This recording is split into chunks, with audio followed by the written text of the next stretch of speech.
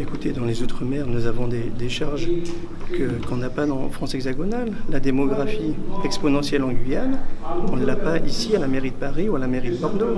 Moi, j'ai des enfants qui naissent tous les jours. Demain, il faudra leur trouver un logement, il faut faire des routes. Je veux dire, nos dépenses de fonctionnement sont énormes. Rien qu'à ce niveau-là, nous sommes des maires avec beaucoup de courage. Je ne sais pas comment nous faisons. Et puis avec des dotations qui sont bernes comme celle d'ici. Donc, nous, on ne s'y retrouve pas. L'exemple le plus concret, nous, on ouvre des écoles. Ici, on ferme des écoles. Il y a moins d'enfants. Donc voilà, comment vous voulez qu'on s'en sorte. Puis aujourd'hui, être maire, ça demande vraiment beaucoup de temps d'engagement sans faille. Et avec les moyens que nous avons, l'exigence, parce que tout le monde veut une école, une crèche, etc., c'est de plus en plus difficile d'y répondre. Ce qu'il faudrait, c'est que l'État, pas que l'État, mais c'est que les élus, mais nous donne vraiment les moyens. Un maire, qu'est-ce qu'il veut? C'est que quand il croit son administré, qu'il soit heureux. Puis, ça va bien, mon gosse a trouvé une place à l'école, ça va bien, il mange bien à la cantine, etc. J'ai une route qui passe devant chez moi, j'ai l'électricité.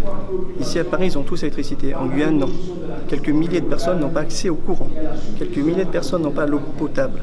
Donc à un moment donné, je veux bien râler pour eux. Moi, je râle pas pour moi, je râle pour cela. Le message que j'ai fait passer, c'est que cette journée des Outre-mer doit retrouver une ampleur qu'elle avait avant.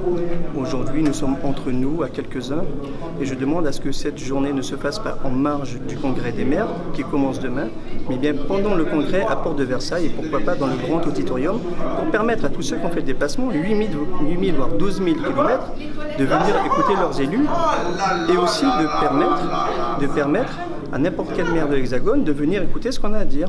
On est entre nous, ça suffit. Maintenant, il faut que tout le monde sache ce qui se passe.